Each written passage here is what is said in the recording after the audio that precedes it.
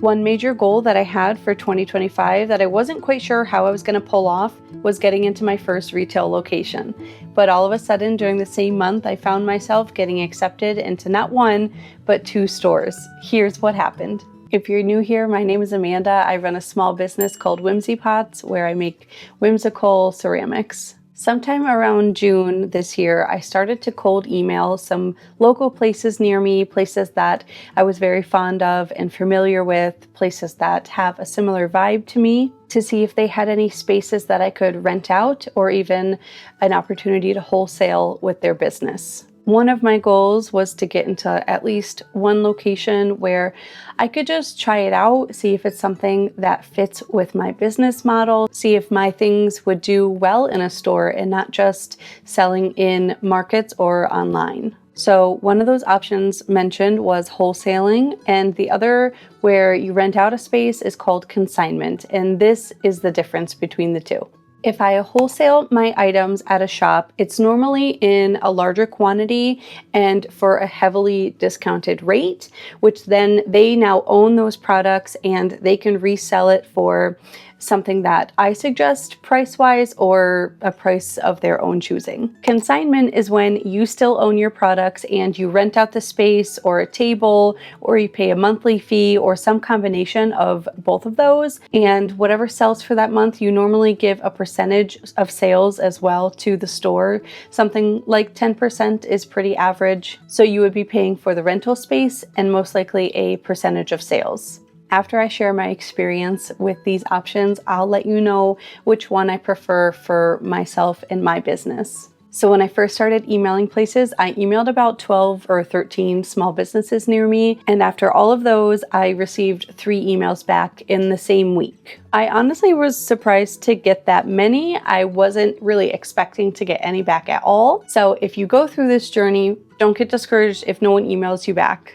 You have to understand that these small businesses' emails are flooded every day with either spam things or other small businesses trying to do the same thing that you're doing, or their own business emails and things like that. So it's probably not you or your business or your email in and of itself. But here are some tips in case you want to go through this process, or maybe you have before and it was unsuccessful for you. So when I emailed, I wrote up a small intro of myself and my business, kind of my vibe, or the kind of products that they could expect to see. I also only contacted places that I knew that my customers were already shopping at. So I have a very whimsical, witchy nature kind of vibe. So I really only contacted places that I knew that that would be their customer base also. And I made sure to include that in the email that, hey, we have the same kind of customers. People who shop with me are also shopping with you. So we should work together in that aspect. I also included my socials so they could reach out to me in a different way or see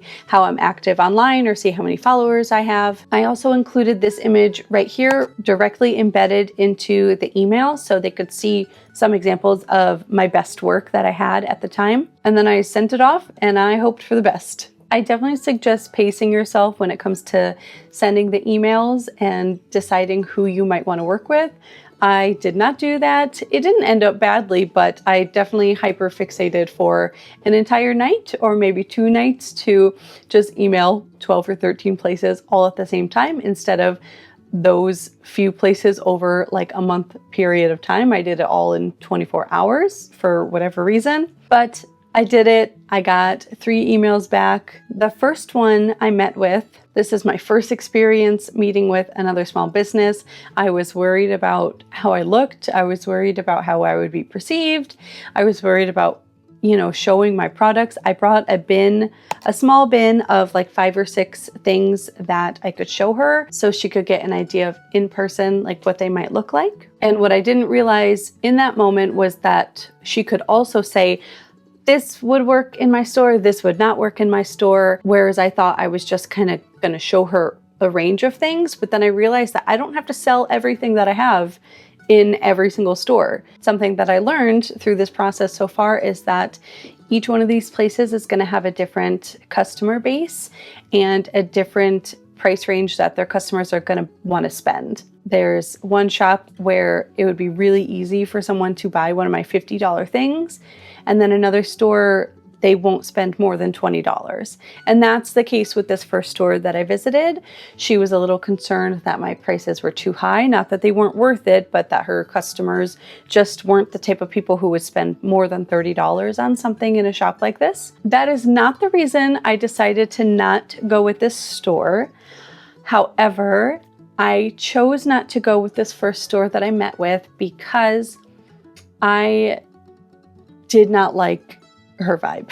I'm very sensitive to people's energies, and some intuitive things tell me things sometimes, and I just decided I didn't want to work with her. In my mind, it was going to be a sort of collaboration in a sense.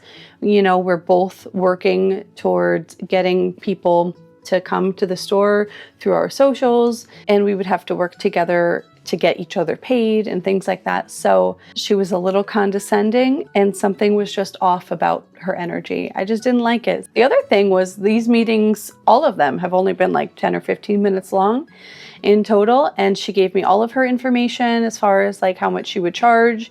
It was a consignment situation where I would pay, I believe it was $50 a month and then 10% of sales. So that $50 a month also told me that they don't have a lot of foot traffic at that store because the rate would have been much higher. I almost gave it a shot, but because my gut was telling me not to, I listened to my gut, which is what I do 100% of the time. Always follow your intuition if something is telling you to do or not to do something. And then funny enough, because I met with her in June, I told her I would be able to start in September just because of the way markets were going to work out. I just was so worried I wouldn't have enough inventory to provide for markets and for an in-person store every day of the week. I told her September I could start, September 1st, and that I would get back to her if I decided to move forward with them. The day before September, so the last day of August, they put on their social media that they were closing as of September 1st. So always follow your gut. The other two places I met with all in the same time. This all happened within like a week and a half of each other. It was very overwhelming, very scary, but because I had that bad first meeting that didn't go well and I left feeling weird and uncomfortable because of just things that she said, the other two weren't as intimidating. I was worried because I wanted those to go well when this one didn't go so well, but I wasn't as scared anymore. So one of them also charged $50 a month, and it was 10% of sales. Very witchy, metaphysical type store. And it was their first month for August doing a highlighting an artist, a local artist for the month. And I was chosen to be the first one. I put in my information on their website, and I was selected to be the first one. So that was really cool. And then the third one was a much larger store that's been around for quite a few years, and it's all small businesses on the inside. So there's different types of booths and tables and displays and wall hangings and physical like walk-in storefront looking things. This shop was a little different price-wise. This was $550 for the month for one table, and also 10% of sales. Surprisingly, these both happened for the month of August, and once I signed those contracts, it was time to go thrifting for displays. Now, if you've seen my videos before, I'm a big believer in thrifting for vending displays. I'd say right now, probably 80% of my display pieces are thrifted, and I feel like it makes my booth look so unique and really tailored to my brand. I highly recommend, if you're looking for unique pieces or you're just looking to save some money, try out some thrift stores. Personally, I have some really great Savers locations near me, and I always find bins and baskets and these unique things like benches that sometimes I'll cover in moss or I'll just drape a fabric over them. I always see those wooden crates that a lot of crocheters and other artists use for their booths, and it'll just make your tables look like no one else's. Like I said, both retail locations happened to be planned for August, and there was no way around that for me, unfortunately. And I was going to have a market in August, so thinking about needing to be in 3 different places at once, I went back to the thrift store multiple times for more displays.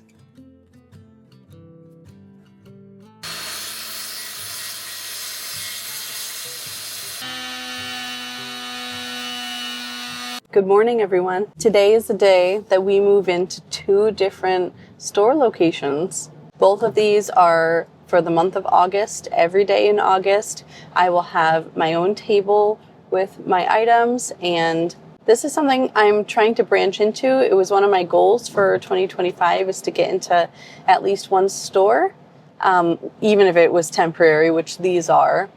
I will have an opportunity to sign up for more months for the store that's kind of like all about the small business next year and the following year, but I'm kind of scared to commit more than a month because it's a lot of money, and I just want to make sure that this space is right for me and my things before I completely commit to something like this. It's so big. It's such a big commitment. So it is 7:30 in the morning. We're on our way to the first shop, and then we'll go to the second shop. And I'm going to try to film as much as I can without being too shy. The month of July, I was making a lot of pottery so I could increase my stock. I also have a market at the end of August, so I'm definitely scared about being in 3 different places at once. And like, how am I going to have enough stock? So I'm just going to try to focus and make a little bit more. I only have about another week of throwing to get everything back in time for that market. So I'm going to try to make as much as I can and just do a lot of making. I'm really scared about running out of inventory. I just don't want anything to look empty, especially the day that I have a market and I'll be in 2 stores. This store is the home to tons of small businesses. Every season, they completely change the decor to be a new fun theme. You could get a full 8-foot table, which is what I got for August, and I was so happy to see that I was in the front spot.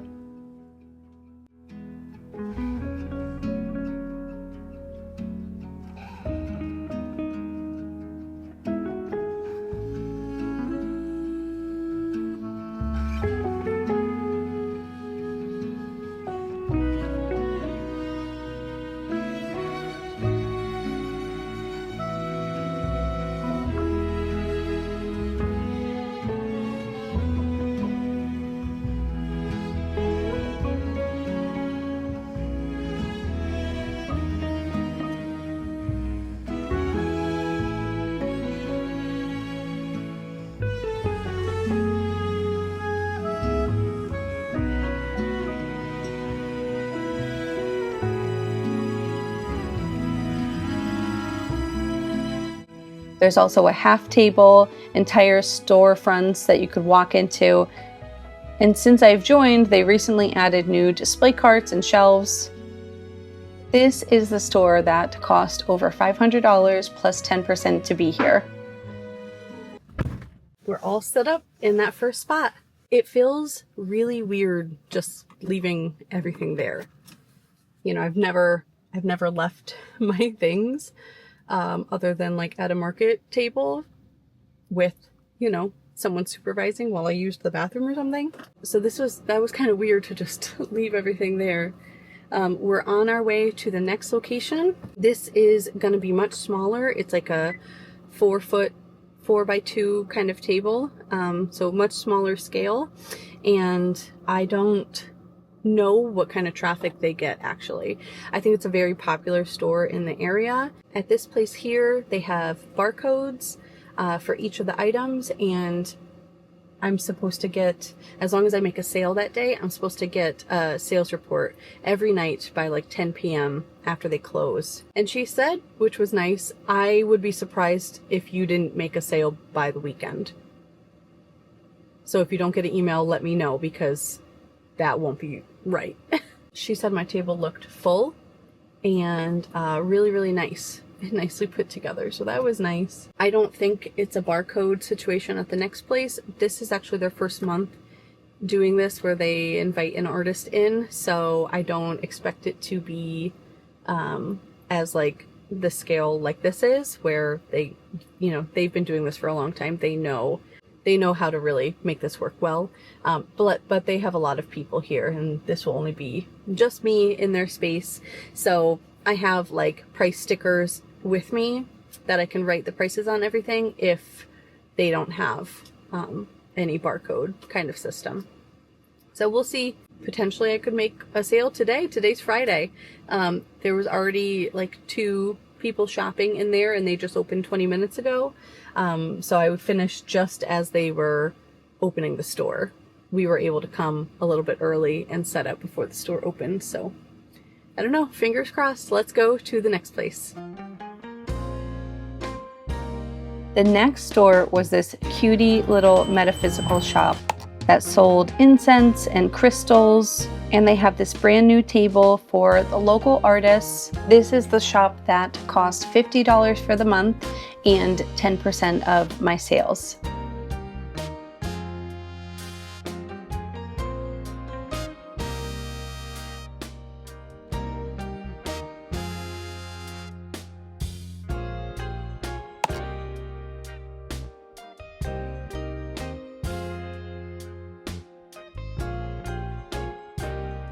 The larger store would send me a nightly report of any sales that I had made that day, which was really, really cool to see. And I looked forward to it every single night at 9 p.m. The smaller metaphysical store, she would just send me an Instagram message with a picture of what had sold. Now, obviously, I wanted to make some money at these stores. That was one of the points. And I also wanted to see if this would work for the business. And I wanted to see if customers, when I wasn't there, would enjoy my items and my displays. What was super weird for me is not seeing those people and not watching those sales happen, not knowing exactly what it was that sold. That was so strange for me. It wouldn't keep me from doing it again, but just not being able to make that connection with the customer is something that I really missed. I made connections online from both of these stores. So I had people who reached out to me online, one either thanking me for the item and that I made that art for them to buy, or that they saw something that they liked but they wanted it in a different color or size. I had multiple people reach out to me for custom pieces, so that alone made more connections for me that I wouldn't have had because I was just at home or not doing a market. In the end, the small metaphysical store, I made $450 for that month roughly. And the larger store, I made around like $1,300, I think, which, you know, was only like 2.5 times what the fee was for the month. But at the same time, that's $1,300 or $450 that I wouldn't have made for that month just sitting at home, not doing markets. It's especially in the summer months, I was not really wanting to do markets. It gets really, really hot here. For the market that I had at the end of August, it was so, I did not have enough inventory made at all. That is another issue for another day, for another video coming up soon, because I have some news about getting my first kiln. So look out for that shortly. I am right now, as we speak, going through the process of speaking with electricians, and I have a kiln on hold for me. So I can't believe I'm sharing that news right now. It's been an emotional journey, but I am recording all of that process, so you'll have a full video and maybe a guideline to getting my first kiln. But anyways, I didn't have enough inventory. I basically had to rob those 2 stores of all of my inventory and keep little baby, so small displays left in their store. And I was kind of embarrassed, but I had to do what I had to do. And they were fine with it. And I brought everything back the next day after the market. The smaller store, the next month they moved on with a new artist, and they were really grateful to have me. They said that they would hope to have me again in the future after they, you know, highlighted a few other local artists. Maybe they would have me back. And the larger store, Last Minute had a September opening, so I also stayed for September. But this time I went from that 8-foot table, I went to a 4-foot table, which was so different. So different. I at first was excited. Oh, good. My table will look more full, and it was much cheaper. It was like $200 or something like that. Much cheaper for that spot, and I'd have to do less setup, and I could have the items a little bit more personalized to what I know that the customers like now that I've been here for a month. But man, it was so different. And this time I only made $650. Some of the other vendors that were there that month said also that their sales were really down. School had just started, summer was over, and just sales were a little bit down, but that's okay. That's still over $400 profit that I had that month in September that I would not have had otherwise.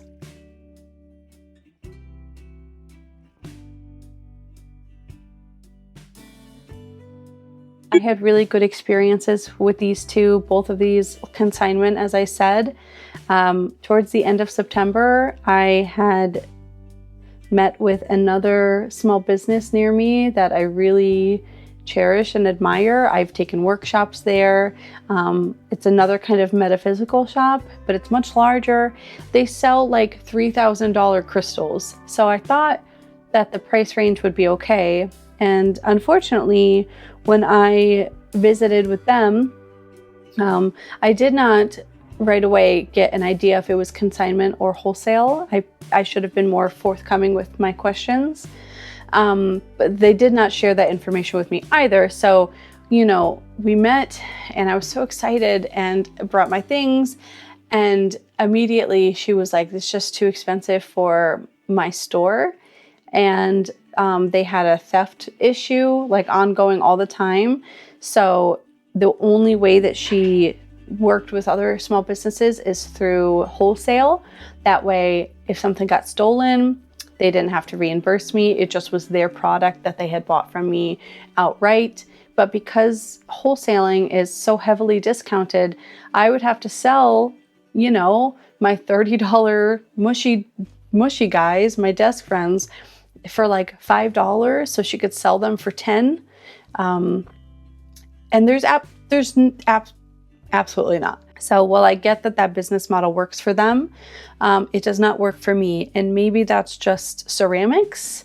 I don't know. Maybe that's just me personally. I know there are ceramicists who do things like fair.com where that's a wholesale site. But maybe that's just not for me. Maybe it was just this experience with this one shop. But going forward, if I have more relationships with other small businesses, I think I'm going to have to go the consignment route for a while. There's no way that I could make my process shorter where I could sell wholesale something for $5 like that. That takes me hours to make. I would never consider it. So I don't think I'll be working with them in this aspect. Maybe I'll host some workshops someday or something else, but let me know if you've had any experiences doing wholesale or consignment. Maybe wholesale works for your craft and just not mine. Let me know. Let us know down below if you have any advice or tips or any stories that you'd like to share as well. And I also appreciate you being here. I've been a little inconsistent.